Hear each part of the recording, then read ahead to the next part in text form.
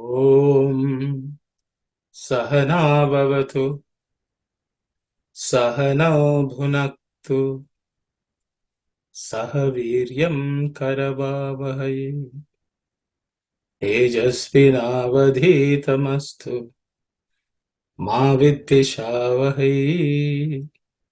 Om Shanti Shanti Shanti. Sairam everyone. So as you all know, we are studying the Mantra Pushpam. The last week when I mentioned about the word apam, apaha, there were multiple meanings. I had mentioned that, one of the source of learning the meanings in the Vedas is nirukta. So I'm just going to spend a little, I think there was a request, I think from Brother Vimalesan, just that it will be useful to know a bit more of that. So it's going to be a bit technical, I guess, little theory. I hope you all bear with me, but it's good to know what are the Vedas and how do we understand and so on. So this is, I will spend a few minutes in the early part of the class to discuss that because some of the research which I do relates to this. So just for information purposes. Okay, Saira. So, the meaning of the word apam, yopam, pushpam, veda.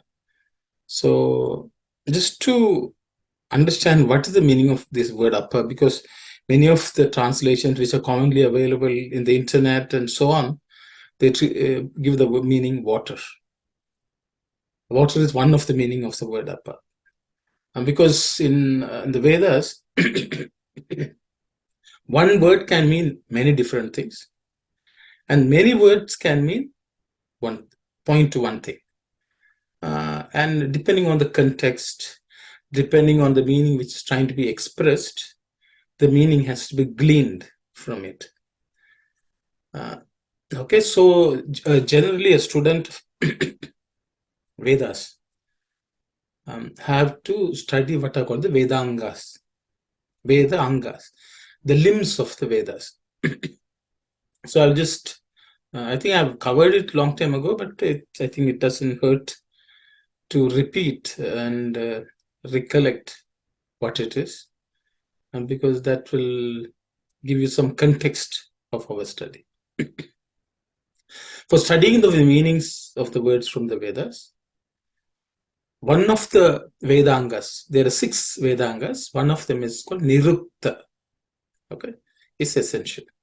So a student of Veda is, study of Veda is not complete without study of these 6 Vedangas.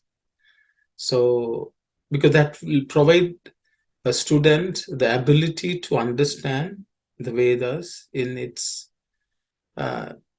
entirety, at least from at the textual level.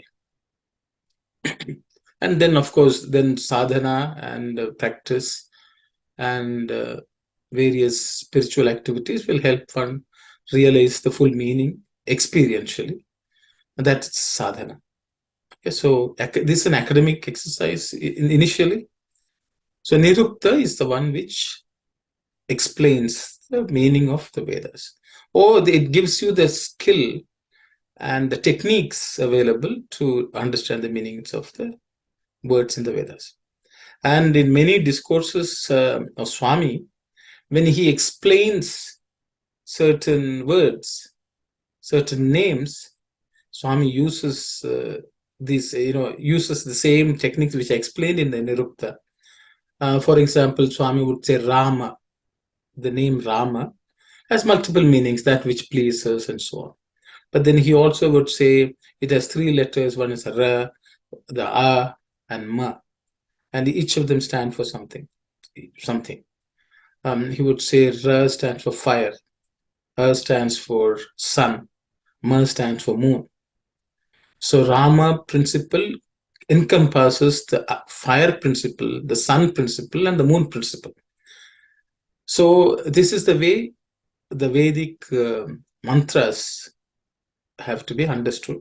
So there are many different ways in which you can analyze each word, because sometimes you can move the letters around and derive a word, and then that also gives the meaning.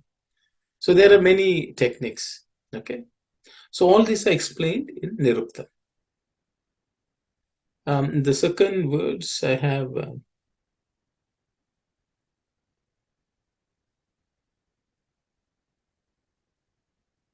Second.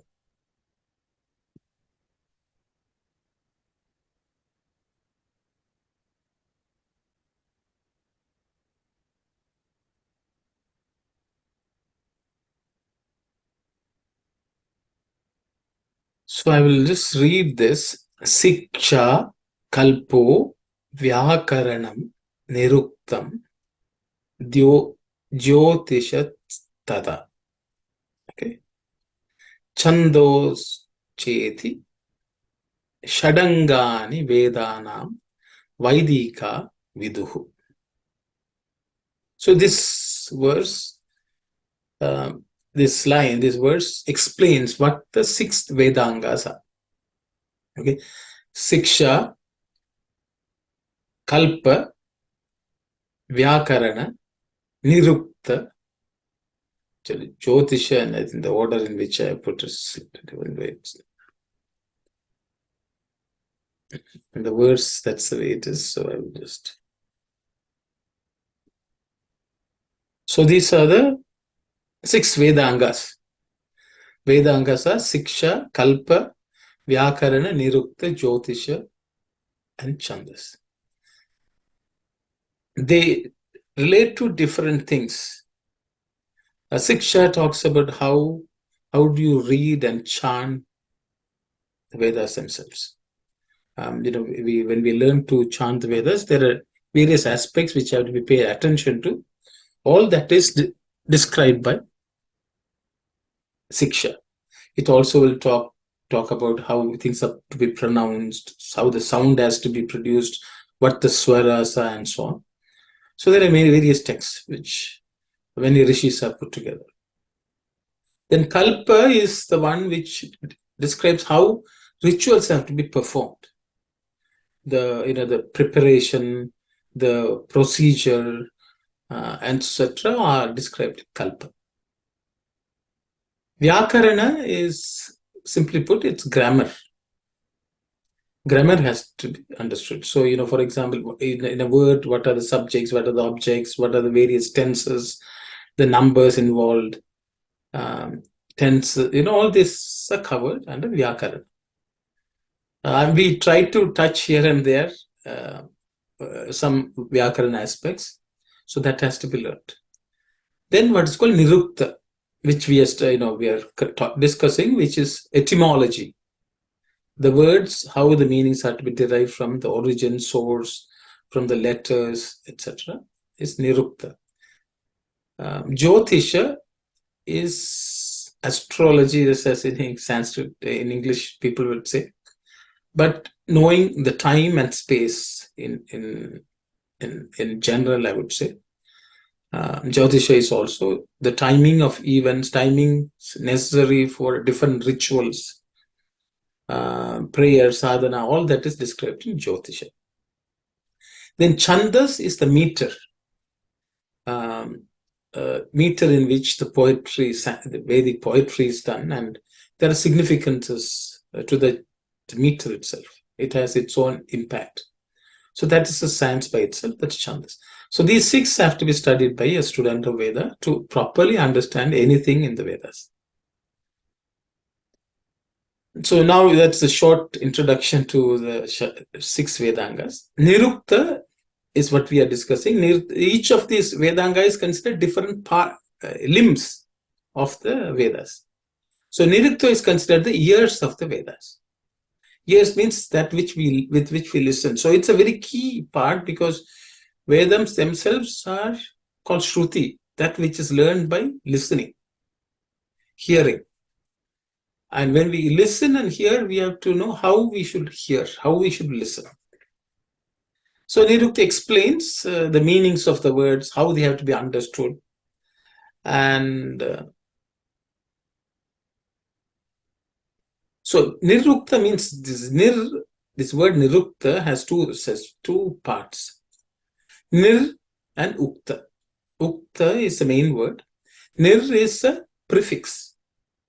It's called Upasarga in Sanskrit. So this Nir has multiple meanings. This Nir has two meanings. One is negation, one is emphasis. Both way it implies a meaning. Okay. So what Nirukta means? That which is not stated. Nir Ukta. That is one meaning. Then what is not stated, when you explain that, that is also Nirukta. That means it emphasizes what has not been stated explicitly. You can say implicitly that is stated. So because the Vedas are trying to communicate principles and truths which are not easily cognizable with speech or even imagination. Only through experience we can learn that. And Niruktam is the science by which you can understand and experience the meaning of the word, which is not explicitly stated. So in short, that's the purpose of studying the Nirukta. Okay, so what is not explicitly stated in the mantra, explaining that technique is Nirukta. Okay. So among the many Nirukta texts which have been there from time immemorial, because Niruktas were put together so that students will understand what they are learning in the form of Vedas. Because without that, the meaning of the benefit of the Veda is not fructified. Because it'll be empty if we chant or even if we listen without understanding the meaning. That means there's no life in it. Okay. So many rishis put together texts. But unfortunately today, we have only one text which is available. It's a text put together by a rishi called Yaska.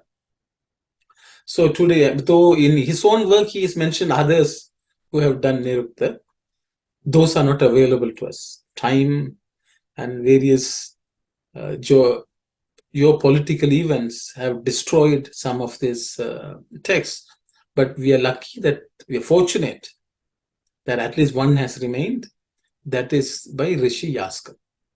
So that has been, even to understand the work of Rishi Yaska, itself is a struggle. So there have been many people who have written commentaries on the work of Yaska, so that we can explain what he has put together in a very concise form. Okay. So this Nirukta work by Yaska has about 15 chapters. The first 3 chapters are what are called Nighantu. I think people who have studied Tamil, Panditars and all, no, they would have studied what's called Nighandu. That's a Nighandu word itself comes from Sanskrit. So Nighandu is basically a collection of words. It's something like a thesaurus. Each subject is taken and all the words related to that are listed. So the first 3 chapters of this work of Rishi Yaska are Nighandus. They are a collection of similar words, synonyms, antonyms, and so on. And some special words, a description of gods, and so on. So those are the first 3 chapters. Then the next following 12 chapters, in which he explains samples of, he takes certain samples from the Nighantu and explains, explaining different techniques of interpretation. And, so that, a student will get an understanding of how to put together these words and understand them.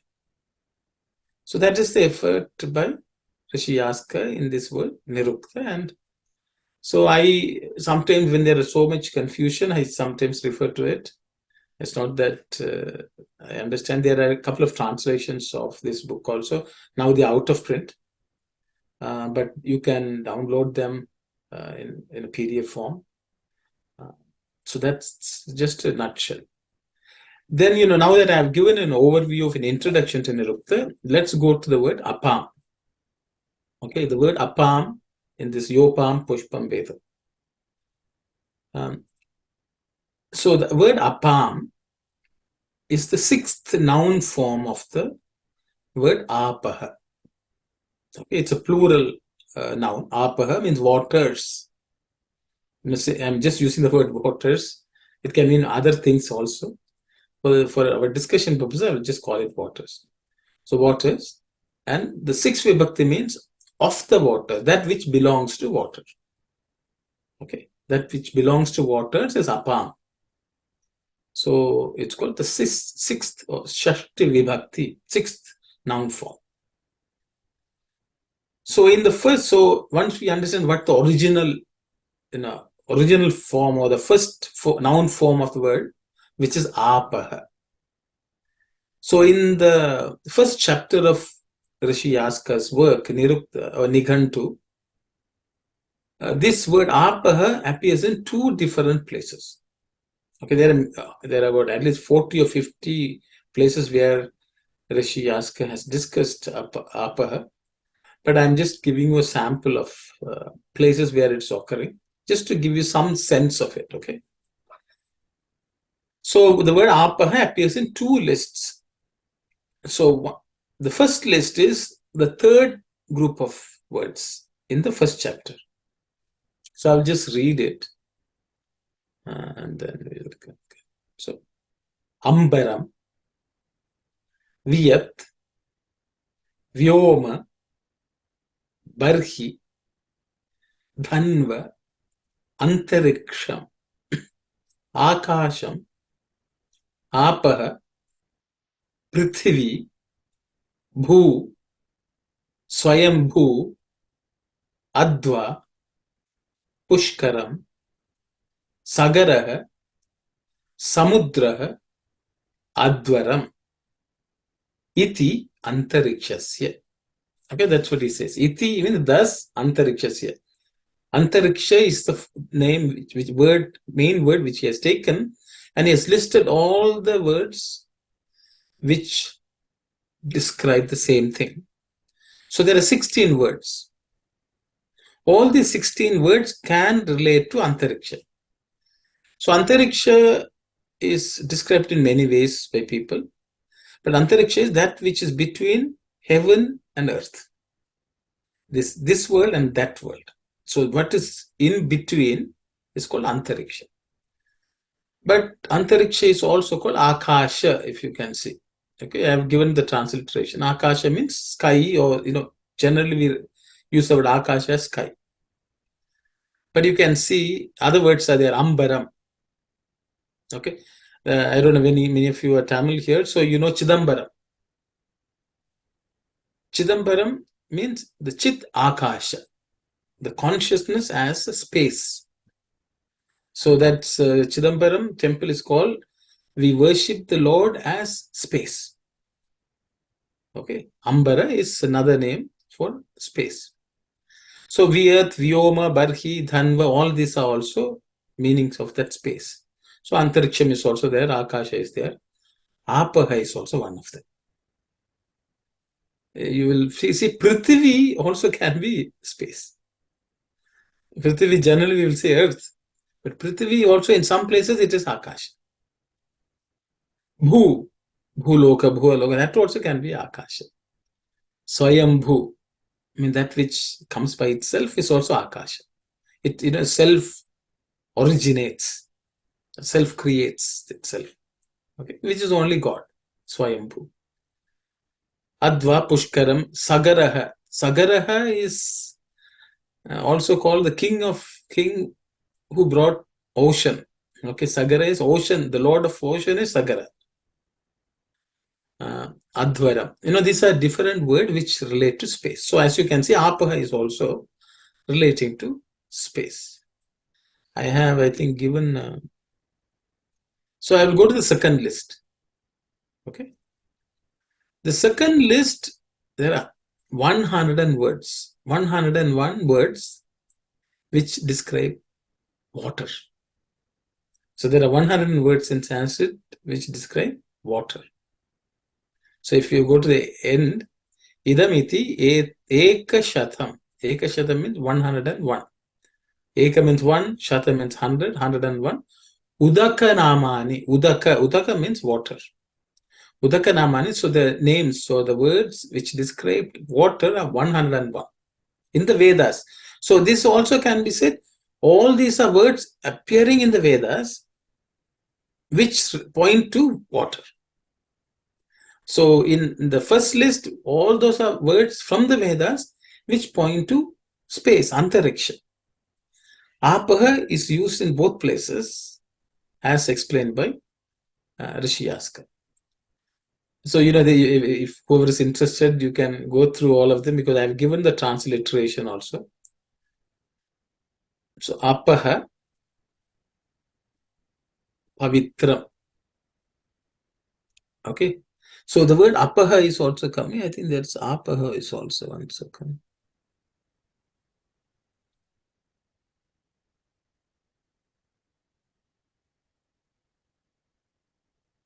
I have not highlighted it.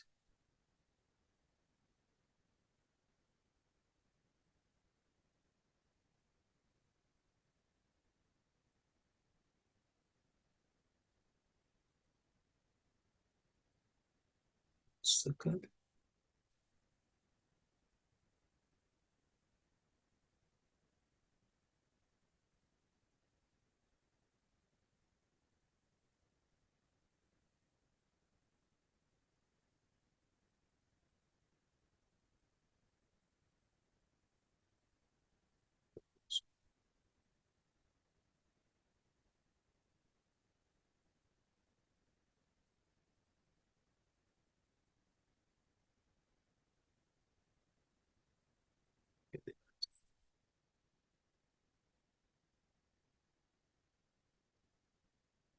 I also just highlight this one just for because I'm going to discuss that. Right? So you can see apaha is one of the words related to water. Udakam also means you can see this word. I don't know whether you all know the word jalam. Okay, I just highlight blue color. Okay, jalam is another word. Vari. I think this you may be familiar with some of them. The word ambhu is there. Ambuja. That's also water. Here, these other words which you may be familiar. Say toyam. Okay, so these are words I think some of you may be known, but there are many other words. Like amritam is also water. So in the Vedas, these words are used to indicate water. Okay, so apaha is water also.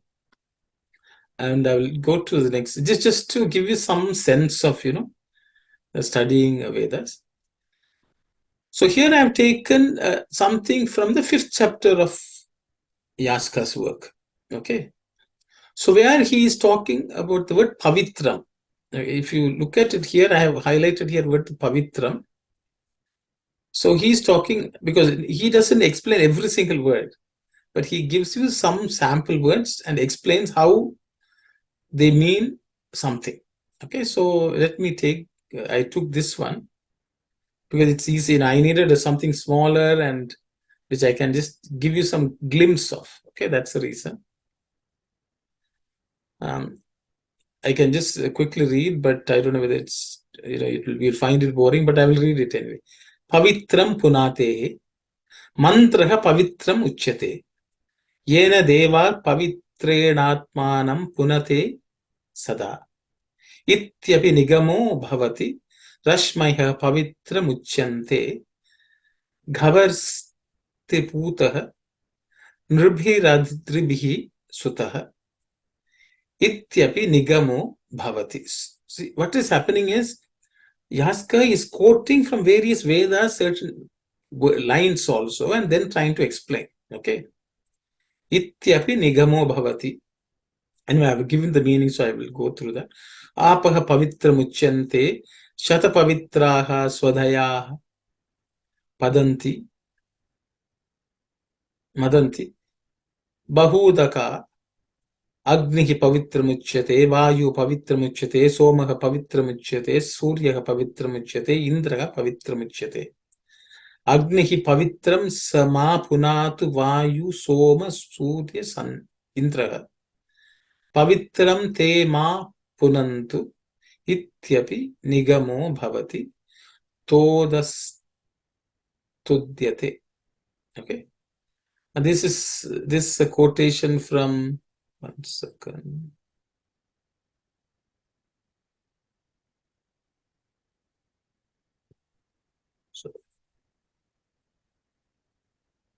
So I will just go to the meaning. I have given you the transliteration for anyone who wants to read the Sanskrit but not that familiar.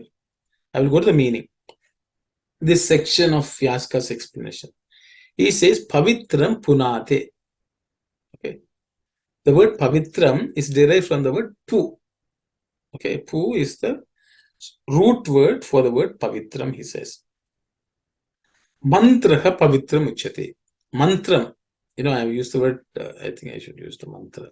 A mantra. A mantra is called Pavitra, pure, or that which can purify. Okay. Mantra itself so when the word Pavitram is used, it can refer to mantra in the Vedas. Okay. Yena devaha pavitrenatmanam punate sada. So, apparently with this mantra, the devas themselves purify themselves. You know, when we say a name, which is called a mantram, these are used by the devas to purify themselves. The sound has the ability to purify. That's why Swami says, sing bhajans. You know, when all of you collectively sing bhajan, you are purifying yourself, you are purifying the environment, you are purifying others. Everything happens when we sing bhajan with devotion. That's why Swami has given so much importance to mantra chanting or bhajan, the names of God. So apparently devas purify themselves with these mantras. That is why mantra is called pavitra. So anything with which you purify is called pavitra. With which God source. Ityapi nigamo bhavati. So that means this too is a Vedic statement. In the Vedas, this is stated. Okay, that's what Rishyaska is saying. Rashmaiha pavitram uchyante. That means the rays of the sun are also pavitram because they also purify. Wherever the sun falls, it will purify that where the sunlight or the rays fall. So the rays of the sun are called pavitram. Gabasti putaha ribhiradribihi sutaha. So how the rays purify, it says, even because this is an explanation of what happens in the yajna. Okay, so what they say is through this is the word, this sentence comes from the Vedas. So ityapi nigamo bhavati. In the Vedas it is stated this, and this is the way he is explaining. So this is basically saying that sun's rays are purifying. Okay, that's his explanation. Apaha pavitram uchyante. So apaha we have come to. Water is also called pavitram because with water you can cleanse yourself. So the word pavitram applies to water also. So when the word pavitram is used, we need to know which one it's referring to. Okay, but it actually refers to the purificatory aspect of water. Okay, shata pavitraha swadhayaha madanti mahudoka. So there's a lot of waters. When there's rivers, hundreds of waters, means streams, which God has created to purify the world. People purify themselves, it purifies the plants also. Okay, so that's why they say even food which is grown with water is supposed to purify. When we eat food, the food is also capable of purifying us. If proper food is, it's just like the clean water can cleanse ourselves, sattvic food can cleanse our body also. So food is also called pavitra. Agnihi pavitra muchyate. Fire is also called pavitra. Vayu pavitram, which is the air, is also called pavitram. That also can clean. When wind blows, it will clean, take all the dust away, all the dry leaves away, and it can also clean.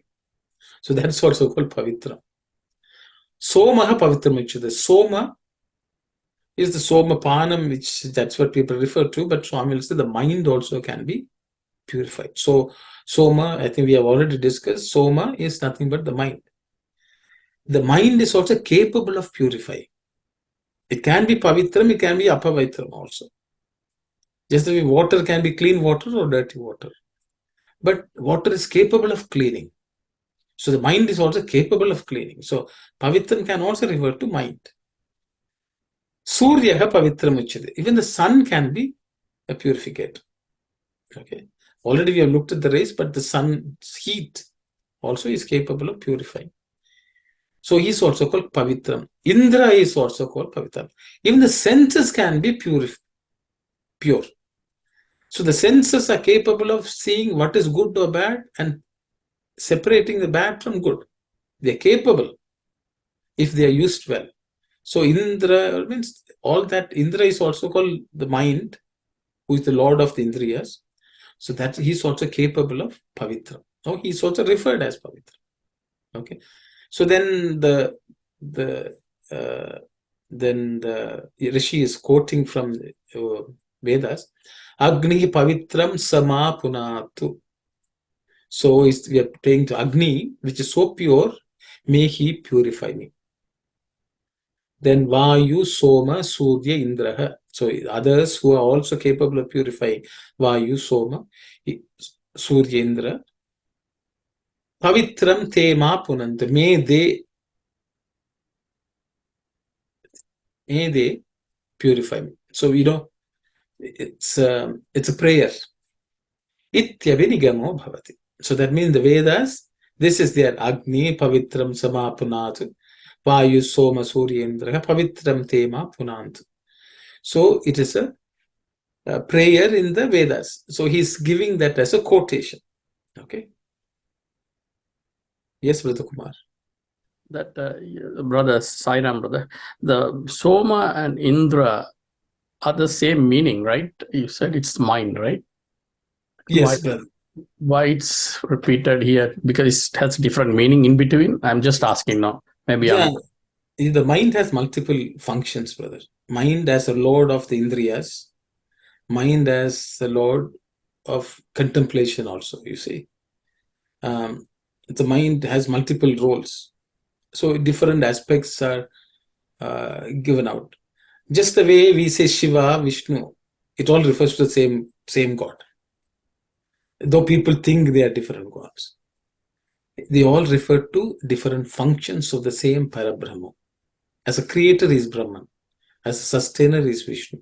As a destroyer, he is, as a one who dissolves, he is Rudra or Shiva. So it's the same word. Why are we giving different names? Because different aspects of the same Lord. So Soma and Indra refer to the same mind. So this actually he's talking about the words. Okay. Soma is also purifier. Contemplation of the Lord, emerging, offering everything to the Lord is Soma. That which is fit for offering to the Lord is Soma, which comes through cleansing. So that is capable of purifying. Indra, as the Lord who controls Indriyas, is another function performed by the same mind. It's just like a person can be father, husband, son, friend, all that. Why are these two different? Are they all referring to the same person? But each of these functions, which I explained in a specific word, they also relate to, they mean something. That's the reason he has used here. Actually, he is not showing one entity. He is showing how each of these words can also be called pavitram. So when we use the word pavitram, it can be about the mind which contemplates on the Lord. It can refer to the mind which controls indriyas and so on. So and in both cases, it can be purificatory. So this is an explanation of the words themselves. So that's the way I understand, brother. Yes, thank you. But there are people who say Soma is the Somapanam, the juice which comes out of squeezing the Soma plant. Yeah, And I some thought it people, was. Yeah, I thought it was the intake that purify you, the soma. No, yes, it's so how you purify. no. So I think we have already, I think in somewhere I think I discussed the soma in one of the previous sessions. So, or maybe I have not in Durga Suktam and all. It's Somapana is that generally today in the Westerners have translated as No, no, no. Yes, that yes. was the liquor which Yeah, all yeah, the Brahmins yeah, yeah. That's a very difference. Yes, yeah, I agree. I agree. very very unfortunate. But Yes. the thing is, Sama is when the essence of the mind. Yeah. You distill the mind in its purest sense. That pure mind is called Soma, which is offered to God, which is fit and worthy to be offered to God, is Soma. Indra is one who controls the Indriyas, Yes. manages them properly like a charioteer. That is the function of the mind, which is Indra. Thank you, So, brother. It's a very good session today. Thank you. okay, Sai Ram, brother, Sai. So, I just, because sometimes, some of this I try to refer whenever there is confusion, because I mentioned it, and I think Brother Vimalasan said, you should give some, sense of what goes on. So whenever there are some words which are tricky, so I try to refer to the extent possible. Of course, Swami's discourses are the ultimate refuge, but this also technically, academically, some research goes in. Okay, Saira. So now we'll come to, I'm sorry, I think I spent quite a bit of time just giving you some as they say,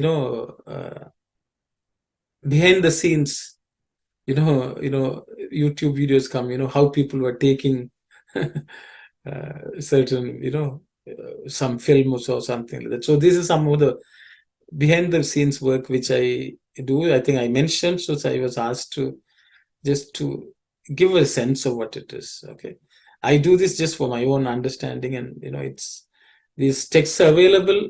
So I think it's our duty to study. There's something called Rishi Rina.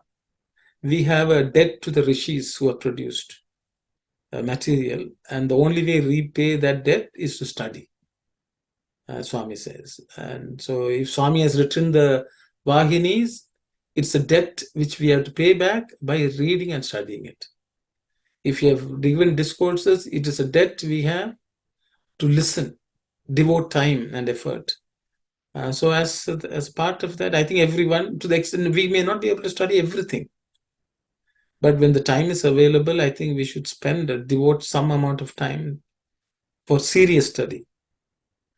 Because the reality is today, we want somebody else to study, and uh, but that doesn't actually benefit each of us. So I'm just giving us, to the extent possible, you all can do your own studies.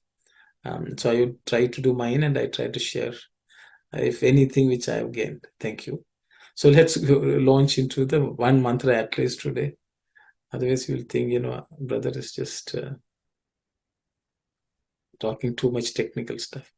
So we'll read this. Agnirva apam ayatanam ayatanavan bhavati. Yogneerayatanam veda ayatanavan bhavati. Apova agneerayatanam ayatanavan bhavati. Ya evam veda yopamayatanem veda ayatanavan bhavati. Agnirva apamayatanam ayatanavan bhavati. Yo agneerayatanam veda ayatanavan bhavati. Apova agneerayatanam ayatanavan bhavati. Ya evam veda yopamayatanem veda ayatanavan bhavati. Agnirva apamayatanam ayatanavan bhavati. Yogneerayatanam veda ayatanavan bhavati. Apova agneerayatanam ayatanavan bhavati. Ya evam veda yopamayatanam veda ayatanavan bhavati. So this is the mantra form, Samhita form of the mantra. We'll break, in terms of pronunciation, it's rather simple. There are no aspirated words except bhavati. The bha is the fourth letter in the pa varga, so it has to be aspirated with some extra air. Bhavati. Other than that, there are no, here in a bhavati appears 3 times. In those places, the bha has to be aspirated. Otherwise, other consonants are unaspirated consonants, so it's simpler to pronounce. Okay. Let's look at some sandhi split, joint splits, just to understand what are the individual words. The first one, Agnirva, is actually Agnihi Va. The Visarga Agnihi, Hi, becomes Ir because of Sandhi. So that's how it becomes Agnirva. When it's split, it is Agnihi Va. Apam Ayatanam. So that's also Sandhi. Plus A becomes Ma. Apamayatanam. But it's Apam Ayatanam. Ayatanvan Bhavati, there's no Sandhi. Yogne Ayatanam. That means Yaha Agnehe Ayatanam. There are 3 words which are going to make Yogne Ayatanam. Yaha Agne becomes Yogne. Okay. Yaha plus Agnehe becomes Yognehe because Visarga becomes O and the A becomes silent. Okay. Yogne. The Agnehe Ayatan becomes Agne Ayatanam because the Visarga becomes Ir. So that's how you get Agne Ayatanam. Okay. I think I forgot Avagraha there, but I will fix it. Silent A should have been there after Yo. I missed it. Yaha Agne Ayatanam Veda. Yogne Ayatanam Veda. Ayatanavan Bhavati, it's no Sandhi. The next one is Apova. Apova is Apahava. The Visarga ha becomes O, so that's how you get Apova when you join Apaha plus Va. Apahava. Agne Ayatanam. Again, it's Agnehe Ayatanam. The Visarga becomes Ir. You get Agne Ayatanam. Ayatanavan Bhavati. Ya evam Veda, no change. Yopam Ayatanam, which is Yaha Apam. Yes, Yopam Ayatanam Veda. Here also I forgot to put the Avagraha. I will fix it and say Yopam Ayatanam Veda. Ayatanavan Bhavati. So those were the sandhis. There are a few of them, but I think you will see these again and again appearing. These sandhis in this mantra. We'll look at the meaning. Agnihi. Agnirva Apam Ayatana. That's the first mantra. So it's Agnihi means fire. Okay. Va means and. Apam, we have already looked at. It can be water, sky, consciousness. Agnirva Apam Ayatanam. Support. Ayatanavan Bhavati. Okay. So the thing is, the combination of Agni and Apas. Okay. Apam is of water. The Agnihi, which is also from water or from that consciousness. See, the word Apam, I will not see the word Apaha is also in another list of words by the Yaska Rishi in the Nirukta chapter 2, where he's listing numbers of words which fall under what's called Shilpa. Shilpa means sculpture, sculpting. But it also can be any skillful action. It can be creation. So Apaha is the first word in a list of words which relate to Shilpa. So Shilpa means, you know, sculptors usually, that's what we call Shilpa. But Shilpa also means creation. So the word Apaha also can means creation in its original form. So which also I did not want to complicate. So that Apaha of that creation, fire. So creation, or from the sky, or from consciousness, Agni also has come. Okay, and that Agni is the support also. So we can say the Brahman made fire from itself. We already covered that in Purusha Suktam, how that one Purusha has become all this. He made himself, he offered himself and made all this. Okay, same concept here also, that Agni Vapam Ayatanam. That is the support of this entire world. Okay, the fire itself is support of this entire world. Also, without that, we can't live. Our own body needs heat. So there is fire. It's not the fire which burns, which we are usually refer to, but there's this fire principle which heats and makes things energetic in the body. That's also Agni, that which supports everything. Even the earth is actually supported by the core of the earth, which is fire. That's what keeps the earth also warm. So that's also cause. After all, this entire earth supposed to have been fireball initially, and now from everything it has come. Okay, so Ayatanavan Bhavati, that itself is filled. So that is continuously supporting the principle of fire. Ayatanavan Bhavati, it's always full of supporting nature. Okay. Yogne Rayatanam Veda. Yaha, who Agnehi of the fire, Ayatanam support, cause, Veda knows. So whoever knows that the fire is the one which supports us.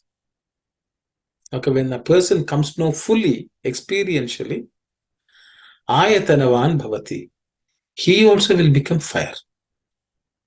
He will also be capable of supporting everything by just like fire, or he will become fire. Ayatanavan Bhavati. Apova Agnehe Ayatanam. So this of the fire, from the fire again consciousness also comes. So you can see Agni to Apa comes. From water, Apa, Agni comes. That's an interplay. This is a circular process which is always described in the Vedas. From Agni, Apa comes, from Apa, Agni comes. So in this world, everything is a circular motion. In the Sanatana Dharma, everything changes into the same thing again. So when you look at it from the point of Agni to Apa, from Agni, Apa has come. From Apa, when you look at Agni, from Agni, if you look at Apa, from Agni, Apa has come. From Apa, Agni comes. From Agni, Apa comes. So that circular process is also described here. Okay. Yognehe ayatanam ved. Apova agneha ayatanam. Ayatanavan bhavati. So, see, for example, Swami says if there is water in the air, the water disappears in the air, and the water also can form because of air. Because if you boil the water will become vapor, and then it will condense and become water. That process is affected by the fire. Fire creates water from water. Intermediary, there was water vapor. So fire has a role in the water cycle also. So that also sometimes is referred. I think Swami, there are places where Swami has discussed that in his discourses. Bhavati. Ya evam Veda, whoever knows this, whoever knows that from fire Agni comes, from Agni, so Agni, Apa comes, from Apa, so you can say from fire, water comes, from water, fire comes. If one who knows this process, ya evam Veda, Ayatanavan Bhavati, he will know what's the right effort. Okay, he will be possessing the best of efforts. Okay. Ayatanavan Bhavati. So this type of meaning. So from fire, Agni comes, fire, up, water comes, from water, fire comes. If a person comes to know this process, that person alone has the ability to support anything in this world. It's the meaning of this. So I will just read some excerpts from Swami's discourses. Men everywhere are frittering away the precious years allotted to them on earth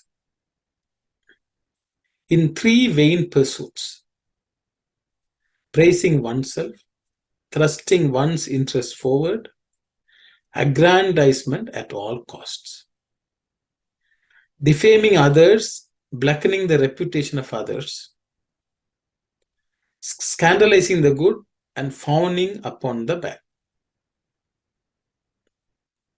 talking frivolously or irresponsibly, stoking the fires of hatred or slinging mud, helter-skelter with no care for the injury done.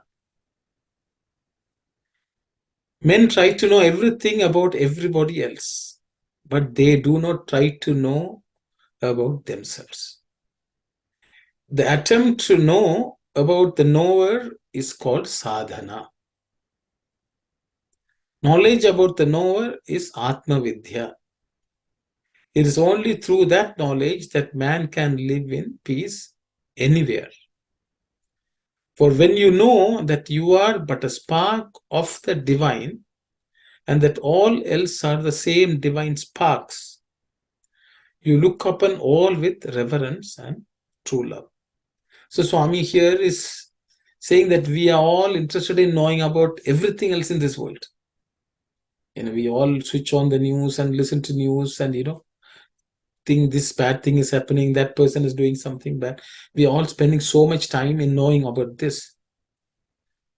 But then Swami says we do not try to understand the knower, God, who we are, which is our divine self. No effort or time is spent on that. So actually Mantra Pushpam is talking about Veda. Spend time to know this. Understand, learn this. So the Yopam Pushpam, the Mantra Pushpam is actually reminding us to study and get the understanding and the knowledge of the Lord and the various ways in which He creates the world. He brings about all that is positive. Okay, so Swami is nicely explaining that. Your heart is filled with supreme joy, and the assertions of the ego are rendered ineffective. Man seeks joy in far places and peace in quiet spots, but the spring of joy is in his heart. The heaven of peace is in himself. Even when he walks on the moon, man has to take with him his fears, his anxieties, his prejudices, and his pet aversions. Have faith in God and the correctness of moral living, then you can have peace and joy, whatever may be the fare that fortune offers you. So this ayatanavan bhavati, what will become filled with that effort, cause, support, is nothing but attaining that state of peace and joy. And that happens by knowing how God has created this world, recollecting that and experiencing it. And through that, having faith. And Swami basically is telling us that we have to spend our time to know about that than anything else in this world. Because we are looking here and there, news, knowledge about things which are irrelevant, do not have much benefit. It's a discourse from 1973 in Hyderabad. I will read another excerpt of Swami. The Atma can be cognized by the study of the scriptures, Shastras, and by following the injunctions laid down there. That which cannot be illumined by words or speech or by the senses, that which illumines the word, speech, and all senses, that is Brahman or Atma. That the first section of this Upanishads, Swami is writing about Kena Upanishad.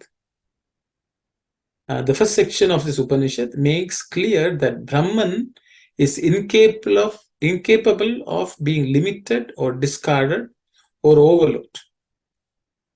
So for those who claim that they have seen Brahman, it is yet a subject for further investigation and inquiry. They have not reached the final stage, for theirs is not authentic wisdom, jnana, theirs is but a delusion. The Atma of a person who knows is itself the very Brahman. That is the undoubted verdict of Vedanta, isn't it? So here Swami is talking about Brahman.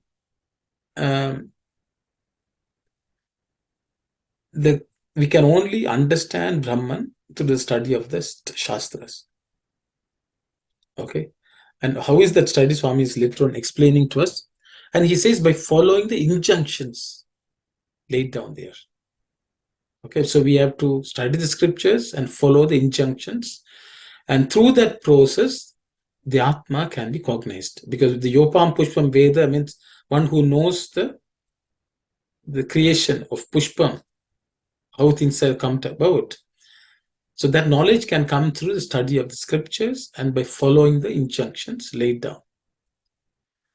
And Swami says, that which cannot be illumined by words or speech. Niruktam means that which cannot be illumined by words. We discuss about Niruktam. So it cannot be easily understood by the words. That's why so much of contemplation, proper understanding of the words is important as a starting point.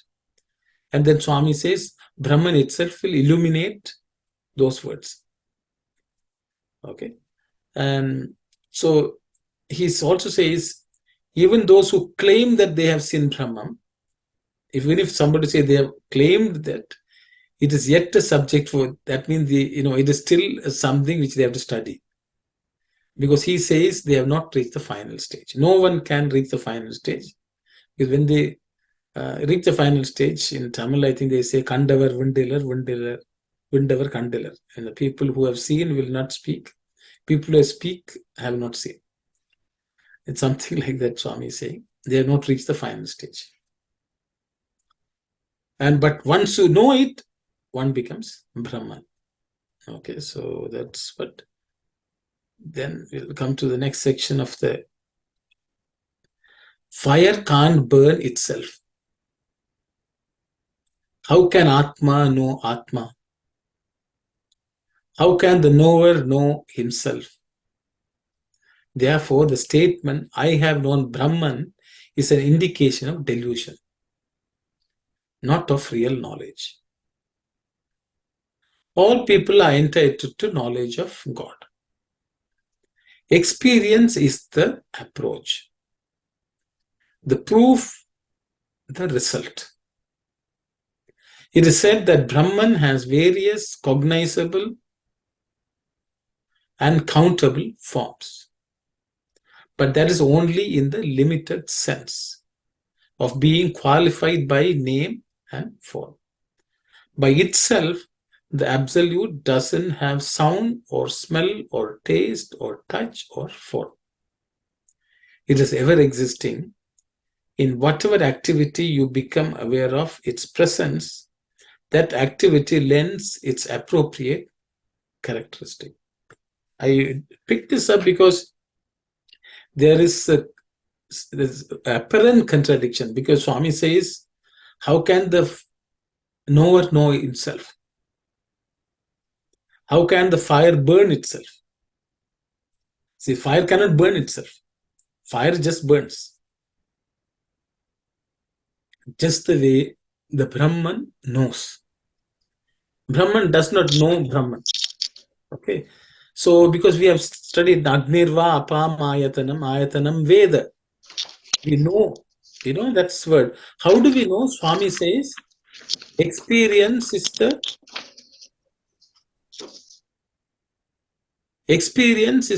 right approach. See, experience is the right approach.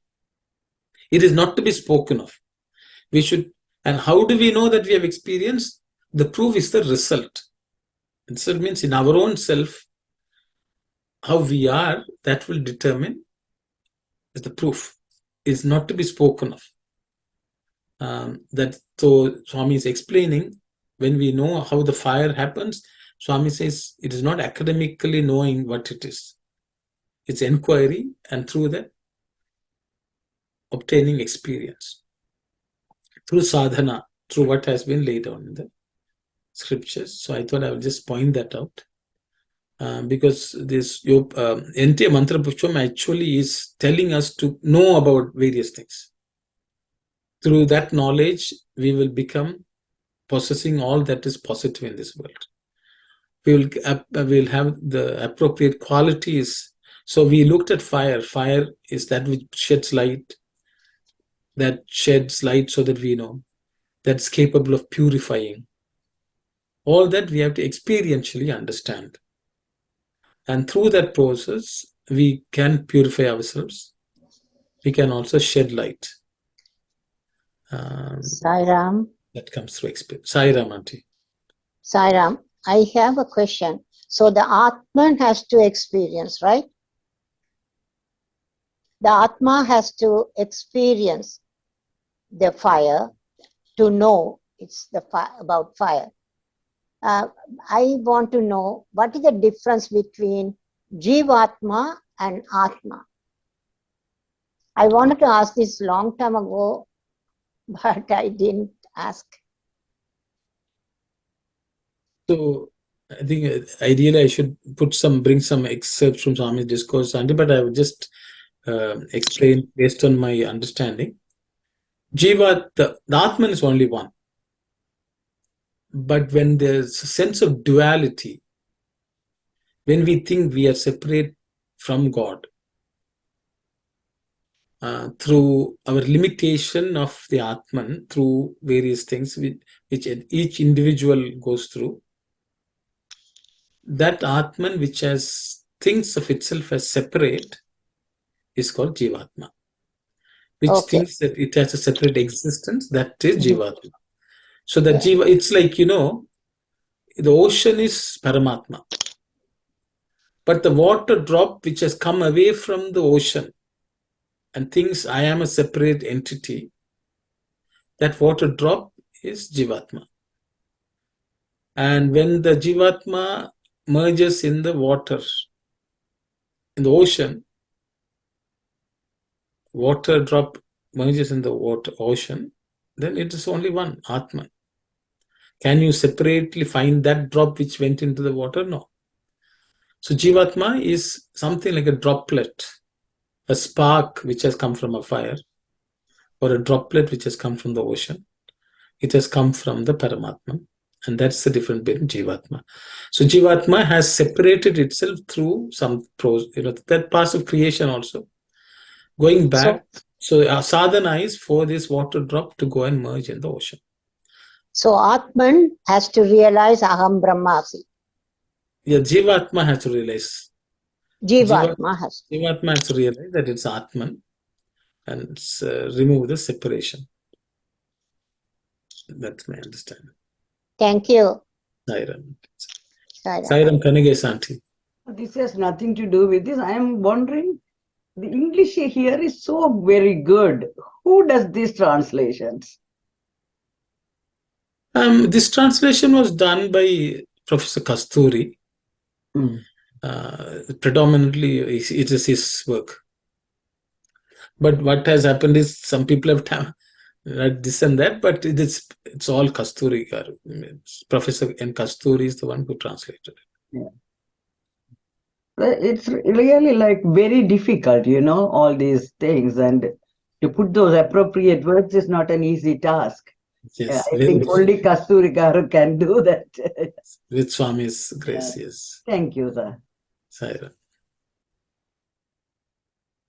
Saira Mangal. Yes.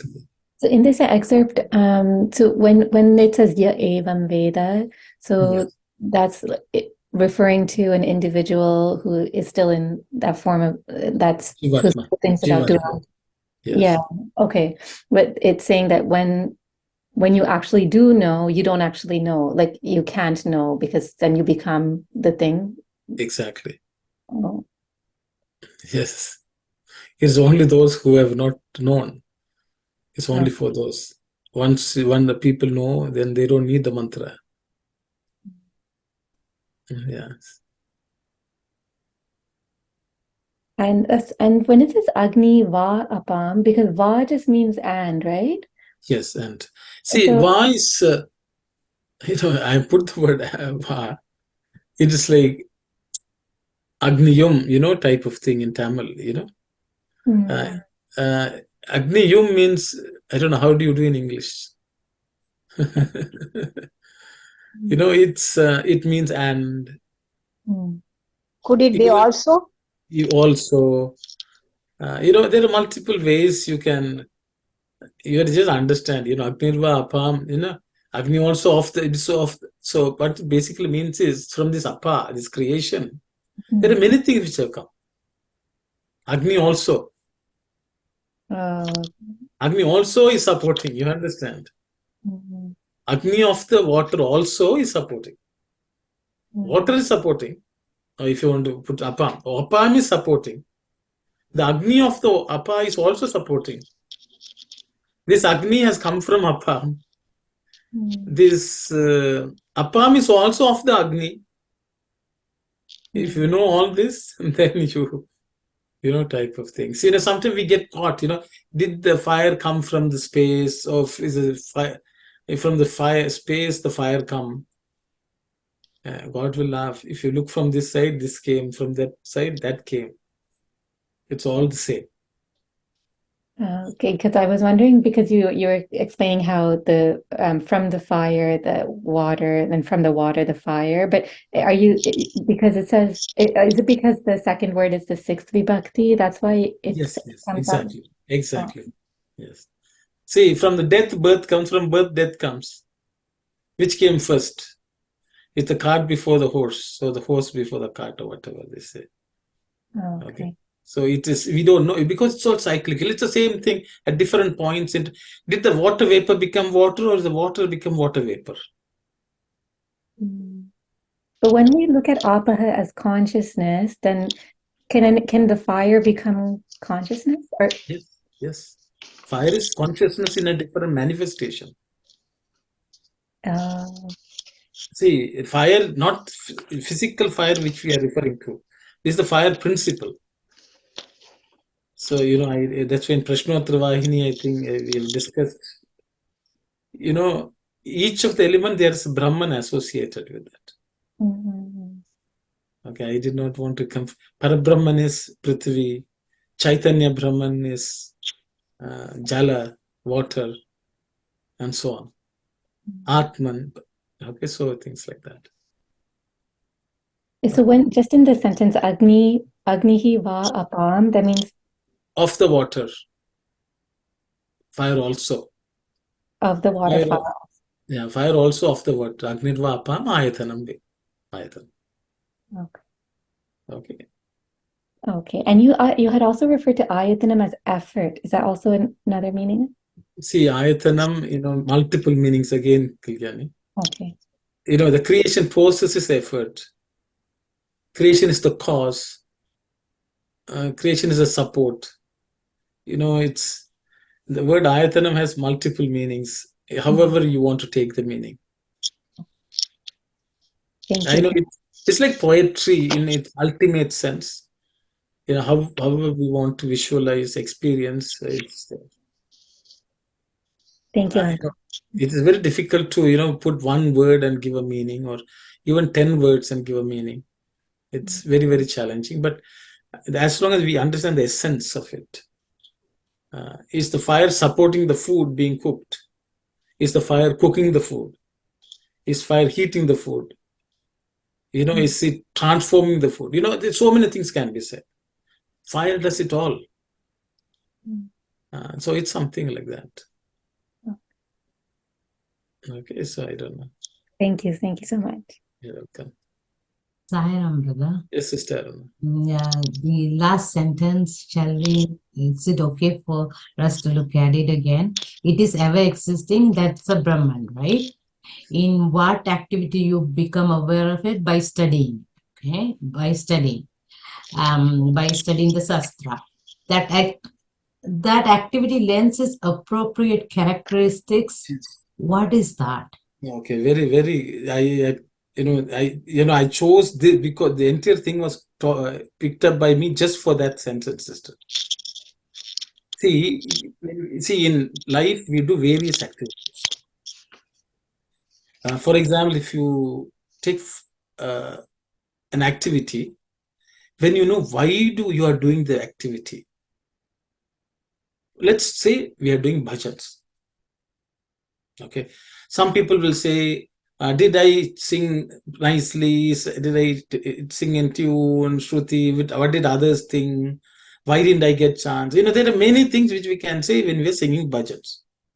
A common occurrence. But if you become aware of the presence of the Lord while singing the bhajan, then only it is a real thing. You're sitting down to eat food. When you know the food is God, food is God. God is making me eat. It is going to reach God, Brahma Arpanam Brahma. Then only that eating becomes perfect, complete. When it becomes appropriate. So whatever we do, when we become aware of the presence of the Atman, of the Purusha, only then that activity becomes appropriate. That is what all this mantra Pushpam is about. When you see fire is God. Fire has come from Brahman. Fire itself is Brahman. Fire is supporting me. When you light lamp, if it is shedding light, it's God who is spreading light. That light, that activity becomes appropriate. In this sentence, I will give you one example or one story which Swami has related. Apparently, there was one poor boy in Kashi, Varanasi or Banaras. Apparently, he went and studied.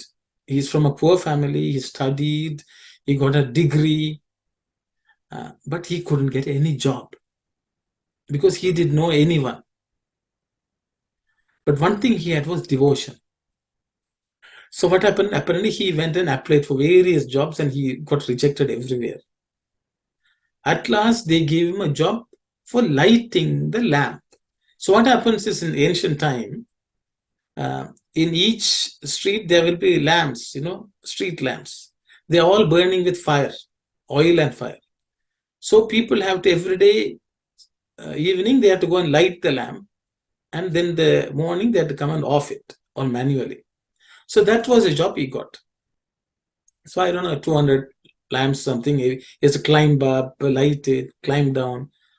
He has to do this was his job every day morning. But he was very happy that he got this job. So what he was doing, apparently every day when he does the light, he was saying Namah Shivaya and lighting. He's thinking, oh Shiva, you are lighting the lamp. You are the lamp. With that, he was lighting the lamp. This is what he was doing as a job. And apparently all the people in that city, councillors, they found this street was very, very bright. There was something different in that light. So they called this fellow and asked him, what are you doing to make this light so bright? He says, no, I am just doing my work. Then they said, no, you are doing something different. What are you doing? So apparently he said, no, when I light the lamp, I I pray to Lord Shiva, you are the light. And I pray because every light is a lamp lit for the Lord. So because of that, that light is bright. I find it nice. That's all I'm doing. So then they realize that this person is such a great person. So people started giving him all sorts of jobs and he grew up doing various great things by repeating the name of the Lord while doing that action. So when we switch on the light, do we think, oh, the Swami is going to shed light? He is the electricity. This light is coming on because of him, and he is there as light and shedding light. Once we have that understanding, then it becomes appropriate. This is the mantra Pushpam is all about. Everything you see that as handiwork of God, God's presence in that, experience it, and then it becomes perfect. Thank you so much. Thank you. That's mantra Pushpam. Okay. Sai Ram, sister. It's 10:21. I think we can close the session. If there are no questions, Sai Ram. Om Samastaloka Sukhino Bhavantu. Samastaloka Sukhino Bhavantu. Samastaloka Sukhino Bhavantu. Om Shanti, Shanti, Shanti. Sai Ram, everyone.